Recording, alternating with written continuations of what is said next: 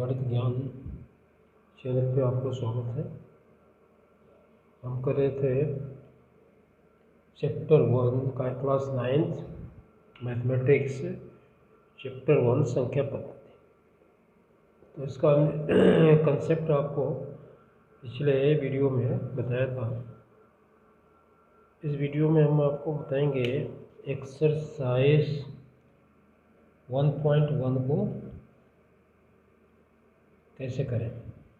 Exercise 1.1 में जो question number 2 देखते हैं। 3 और 4 के बीच में 6 परिमेय संख्याएं ज्ञात कीजिए। 3 और 4 के बीच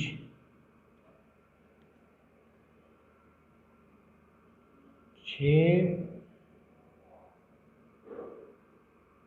परिमेय संख्याएं ज्ञात कीजिए। 6 परिमेय संख्या ज्ञात कीजिए।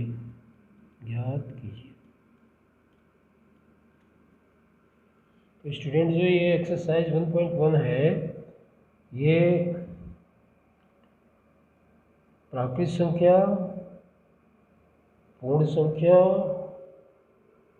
पूर्णांक और परिमेय संख्या, ये 4 तरह की जो संख्याएं हैं इनके ही बारे में है, इन्हीं के इर्द गिर्द घूम रही है। तो ये इनकी जानकारी ज़रूरी है। इस एक्सरसाइज को करने के लिए हमें प्राकृत संख्या का ज्ञान होना चाहिए, पूर्ण संख्या के बारे में पहचानना आना चाहिए, पूर्णांक के बारे में जानकारी होनी चाहिए, और परिमेय संख्या आप जानते ही हो जिसको हम P/Q के रूप में लिख सकते हैं, जहाँ P भी पूर्णांक है और Q भी पूर्णांक है। लेकिन Q जो है एक पूर्णांक को छोड़कर, एक पूर्णांक कौन सा, जीरो जो पूर्णांक है, जीरो जो पूर्णांक है उसको छोड़कर बाकी कोई भी पूर्णांक हो सकता है। तो 3 और 4 के बीच में 6 परिमेय संख्याएं, आपको पता होगा कि 3 और 4 के बीच में 1 2 3 4 5 6 पूर्णांक संख्याएं हमें ज्ञात करना है। पूर्णांक संख्या तो बहुत सारी हो सकती हैं 3 और 4 के बीच में, अनलिमिटेड, जिसकी कोई संख्या नहीं है, लेकिन फिर भी हमें इसमें दिया है 6 परिमेय संख्या हमें ज्ञात करनी है। पिछले वीडियो में मैंने आपको समझाया था 1 और 2 के बीच में पूर्णांक संख्याएं ज्ञात करने के लिए, 1 और 2 के बीच में 5 पूर्णांक संख्याएं ज्ञात करने के लिए। इसमें आपने क्या किया था कि 5 अगर ज्ञात करना है तो 1 प्लस कर देते हैं 6 से हमें गुणा करना पड़ेगा अंश और हर में दोनों के। यहाँ 6 पूर्णांक संख्या परिमेय संख्याएं क्या प्राप्त करना है, इसलिए 6 में 1 जोड़ दो कितना हो जाता है 7। हमें 7 से गुणा करना पड़ेगा। 7 का गुणा किससे करना पड़ेगा, जो 3 है 3 को हम लिखेंगे 3/1, इसको भी परिमेय संख्या के रूप में लिखेंगे क्योंकि 3 एक पूर्णांक है। अगर हमें इसे परिमेय संख्या के रूप में लिखना है तो 3/1 लिखना पड़ेगा, तभी ये P/Q फॉर्म में आएगा, और Q 0 नहीं होना चाहिए। तो 3/1 एक परिमेय है। इसी तरह से इधर है 4 को हम परिमेय संख्या में लिखेंगे तो के रूप में लिखेंगे तो क्या होगा 4/1, क्योंकि हर जो है एक किसी का भी हम लिख सकते हैं, किसी भी पूर्णांक का हर एक लिख सकते हैं, एक होता है, किसी भी हर का पूर्णांक एक होता है। तो अब 3 की जगह हमने 3/1 लिखा, 4 के को हमने परिमेय के रूप में लिखा 4/1। अब इनको हमें किससे गुणा करना है, 7 से। तो 3/1 को 7 से गुणा करिए अंश और हर में, तो 7 या 21 हो गया और 7 एकम 7। अब 3 के जगह पर हो गया, 3 के स्थान पर क्या हो गया 21/7। इसी तरीके से 4 को हमने 4/1, 7, इसको भी 7/7 से गुणा करेंगे, अंश में 7 और हर में 7, 7 चौक 28, 7 एकम 7। तो अब 4 के स्थान पर कौन सी संख्या आ गई, परिमेय संख्या 28/7, जो इसी के इक्विवेलेंट, इसी के तुल्य परिमेय है। 3 का तुल्य परिमेय 21/7 है और 4 का तुल्य परिमेय 28/7।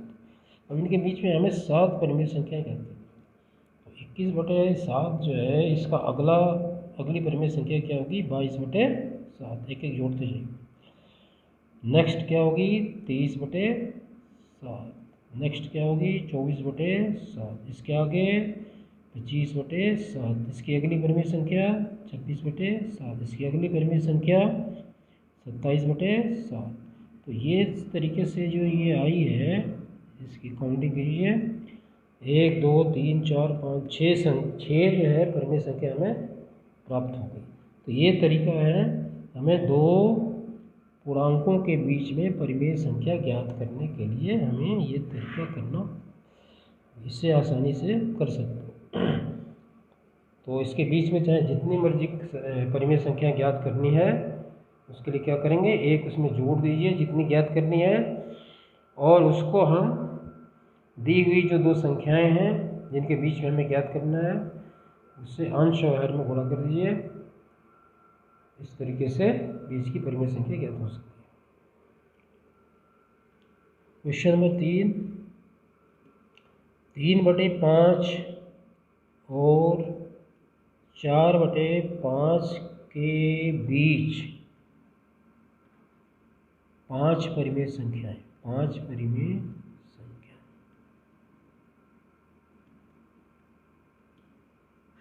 तो 3/5 और 4/5 एक परिमेय संख्या है जो कि भिन्नों के अंतर्गत आता है। ये भिन्न हैं, भिन्नें भी परिमेय संख्या होती हैं। तो 3/5 और 4/5 के बीच में 5 परिमेय संख्याएं ज्ञात करनी है। तो 5 को क्या करोगे? 1 बढ़ा देंगे। 5 + 1 = 6। मतलब हमें 6 से गुणा करना पड़ेगा 3/5 को और 4/5 को। 3/5 को 6 से अंश और हर में गुणा करेंगे और 4/5 को भी अंश और हर में 6 से गुणा करेंगे। तो ये हो गया 6 तिया 18 और 5 का 30। 18/30 बन गया। 3/5 की तुल्य परिमेय संख्या होगी 18/30। इसी तरह से इसका हम गुणा कर लेते हैं। 6 चौक 24, 24/5 × 30। ये दूसरी परिमेय संख्या जो कि 4/5 के तुल्य परिमेय है, ये होगी 24/30। अब इनके बीच की जो संख्याएं 18/30 और 24/30 के बीच में परिमेय संख्याएं काउंट करनी है। काउंट कीजिए। तो 18/30 का अगला क्या होगा? 19/30। नेक्स्ट 20/30। नेक्स्ट 21/30। नेक्स्ट 22/30। अगला 23/30। तो ये होगी 5। हमें 5 ही ज्ञात करनी थी परिमेय संख्याएं। ये होगी इसका आंसर। इस तरीके से हमें दो परिमेय संख्याओं के बीच में और जितनी भी परिमेय संख्या है उसको ज्ञात करने का ये तरीका है।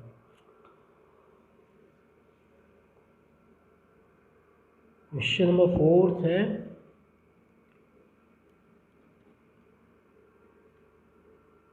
दिए गए कथन सत्य हैं असत्य हैं कारण के साथ अपने उत्तर दीजिए।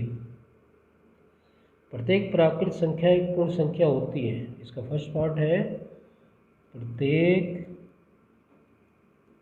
प्राकृत संख्या एक पूर्ण संख्या होती है।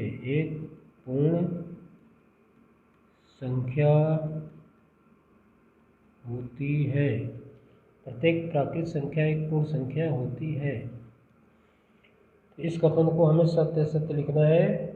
क्या प्रत्येक प्राकृत संख्या पूर्ण संख्या होती है? प्राकृत संख्या आप जानते हो n से इसको हम दिखाते हैं और ये होता है 1 2 3 4 5 6 7 आगे तक।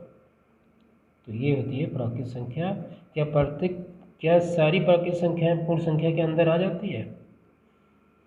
तो आ जाती है, क्योंकि प्राकृत संख्या एक प्राकृत संख्या क्या होती है? प्राकृत संख्या ये होती है 1 2 3 और आगे तक पॉइंट, इसकी कोई लिमिट नहीं है। ठीक है। इसके बाद आती है पूर्ण संख्या। पूर्ण संख्याएं कौन कौन सी होती हैं? 0 से शुरू होती है। 0 ऐड हो जाता है प्राकृत संख्या में। एक 0 यहाँ रख दें। 0 1 2 3। तो क्या अंतर है प्राकृत संख्या पूर्ण संख्या में? प्राकृत संख्या तो 1 2 3 1 से स्टार्ट होती है, जबकि पूर्ण संख्या 0 से स्टार्ट होती है। ये अंतर है इसमें। इसमें जीरो अधिक होता है, एक्स्ट्रा होता है। पूर्ण संख्या में जीरो एक्स्ट्रा होता है। तो क्या प्रत्येक प्राकृत संख्या पूर्ण संख्या है? देखो, प्राकृत संख्या 1 पूर्ण संख्या है, प्राकृत संख्या 2 पूर्ण संख्या है, प्राकृत संख्या 3 भी पूर्ण संख्या। तो सारी प्राकृत संख्याएं पूर्ण संख्या, सारी प्राकृत संख्याएं पूर्ण संख्याएं होती हैं। इसका सेकेंड पार्ट है, प्रत्येक पूर्णांक एक पूर्ण संख्या होती है। प्रत्येक पूर्णांक एक पूर्ण संख्या होती है, संख्या होती है।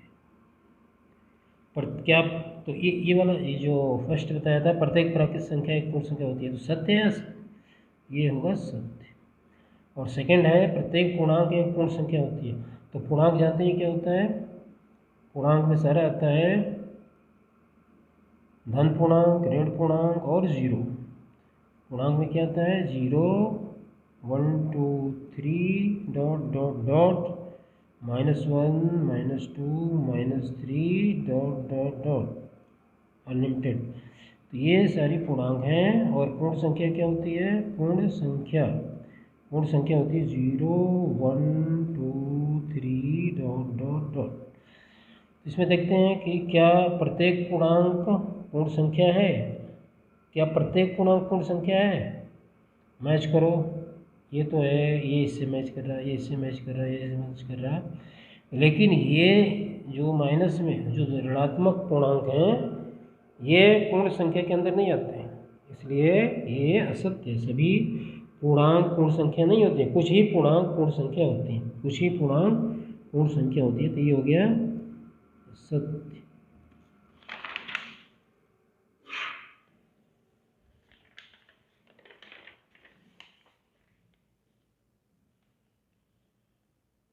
इसके आगे जाएंगे, जो क्वेश्चन नंबर 4 का जो थर्ड है, क्वेश्चन नंबर 4 का थर्ड पार्ट ये है कि प्रत्येक परिमेय एक पूर्ण संख्या होती है। प्रत्येक परिमेय एक पूर्ण संख्या होती है। प्रत्येक परिमेय एक पूर्ण संख्या होती है। तो क्या सारी परिमेय एक पूर्ण संख्या होती है? सारी परिमेय पूर्ण संख्या नहीं होती है, क्योंकि परिमेय के अंदर ही, क्योंकि परिमेय संख्याओं के अंदर ही ये सारी आती हैं। प्राकृत संख्या भी आती है, प्राकृत संख्या भी, पूर्ण संख्या भी और पूर्णांक भी। तो परिमेय संख्या की सारी ब्रांच सभी इसी के अंदर। तो सारी परिमेय तो पूर्ण हो नहीं सकती, सारी परिमेय, कुछ परिमेय पूर्ण संख्या हो सकती हैं। तो ये भी क्या है? सत्य।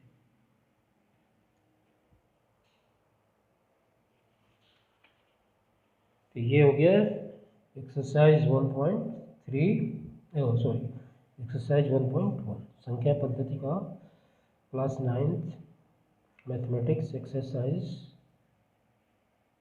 1.1 के 4 क्वेश्चंस हो गए। अब जो है 1.2 जो नेक्स्ट जो क्वेश्चंस एक्सरसाइज है, इसके लिए आप हमारी अगले वीडियो